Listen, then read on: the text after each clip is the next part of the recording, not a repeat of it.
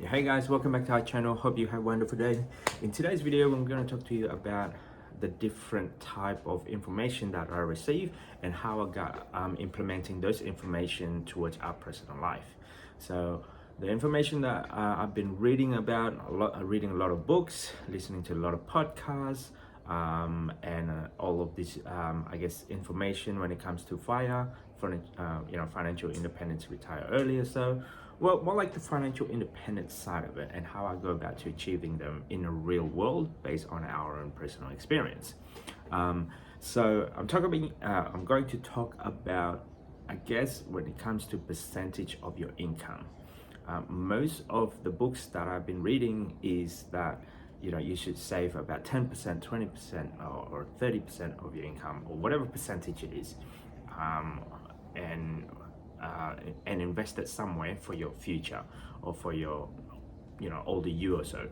And then there's an element of that is like, in my mind, is like, okay, if the books say 10% of your income should go towards your retirement, or 10, 20, 30, whatever the number is, it sounds great.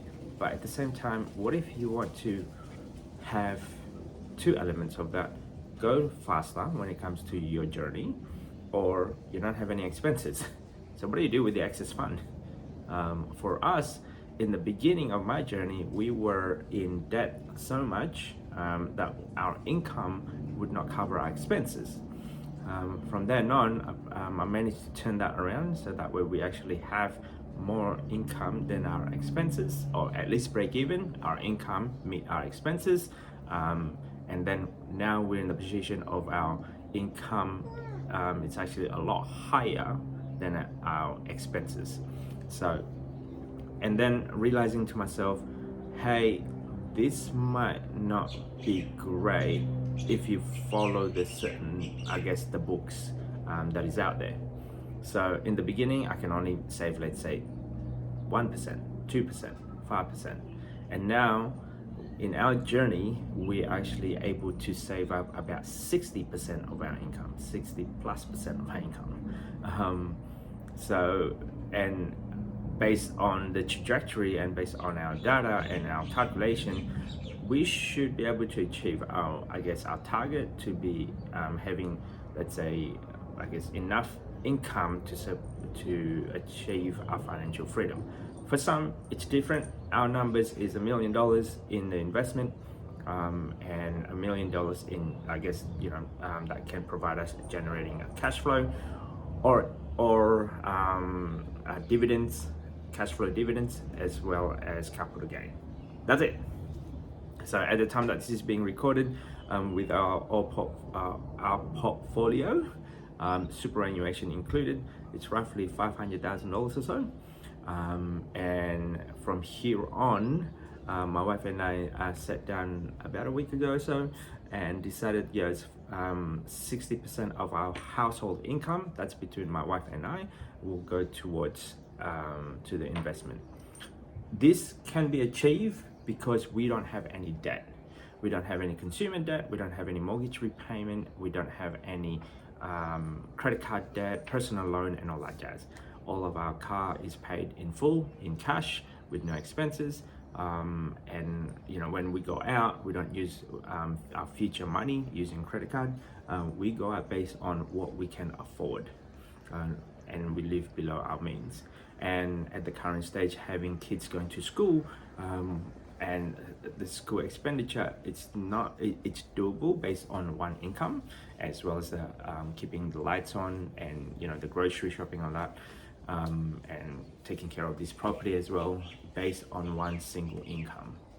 So yeah, and the other, well, more like 40% of our income should be able to cover all of those, as well as if there's a holiday, if there's any special event, birthday party, and all that jazz, goes based on our 40% income. The other 60 plus percent, give or take, 60%, let's say, it's gonna go towards our portfolio, whether it's on Vanguard, Raise, CommSec Pocket, or CommSec as a whole general. We will be putting a bulk of our income in there. So, like, the only way that there's not it's not that complicated, but it's hard to do it and it's kind of boring. That's what I realized. Like, you know, every week we go to work, and then every fortnight or so, the both of us get paid, and then with that payment, my income goes towards the investment side, her income goes towards the bill. That's it. And then, you know, and we're saving up for a big trip, going on international flight or international holiday. Instead of doing that based on impulse and using a credit card or so, we actually have budgeted, and we work out, okay, then based on, you know, our big ticket item purchases that might cost you, you know, let's say 3 or 4 months of your wage in order to us to achieve those things. So for us, 10% or 20%, I guess, saving or investment rate, it can achieve there, but at the same time, it will take longer. The higher percentage of your income goes towards investing, the higher it is that you can achieve dividends payout. Like for example, one of the dividends that we receive, I've only put it in there roughly about less than a month or something, and the payout figure of that was about $200 in the month of October. And I looked at that, it's a big wow factor. So in order for me to achieve, let's say, $1,000 dividends, that means I need to increase my portfolio in that particular ticket. So that's it. That's the rule of it. And you know, as much as other books mention to you, you should save 10%, 20, 30%. Depending on your lifestyle, depending on your expenses, depending on what type of experience you're going to have, and depending on your current circumstances as well, it might not be achievable for some people to save 60% of their income or 50% of their income. But if you can do that at an early age, so for me, if I'd known what I know today, definitely I would have told my young self, goes, okay, then one of the way that, you know, that I could have done would be, if you're still young, still staying at home, maybe pay your parents, you know, rent, board, or whatever it is, and then the rest of them just save it up. The whole entire keeping up with the Joneses, try not to get into that. That way you can pay yourself, you sort of pat yourself in the back later on. And I kind of see that having achieved 50% of our, I guess, our journey, and I can see myself, I'll probably only need to work roughly for another 5 years, full-time work anyway. Like if I have to choose now to retire, we probably can do it comfortably. You know, maybe just work part-time here and there, and then realizing, guys, well, my job is not that bad, it's kind of easy going. Then I realized if I were just to super speed this or make it faster, it's literally 50% is probably the going rate. The other options will be also, if you have a second job, all of the income from the second job, don't, you know, waste them and just go straight towards your investment. That was the other options that I've been hearing. Have a side hustle, second job, or you know, have an extra income or so. But for us, having a kid, I valued my time with my kids a lot, and I try to spend a lot of times with them, whether dropping them off, picking them up. That to me is the most precious time.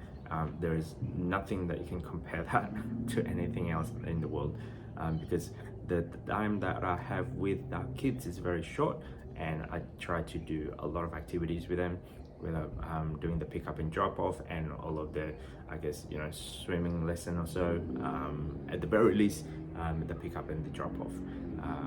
And yeah, so to me, like, so to achieve FIRE, it's not about much of the retirement, it's actually the lifestyle it gives me, and what does the cash flow means to me. Like now I'm into gardening, so I can do a lot more gardening also.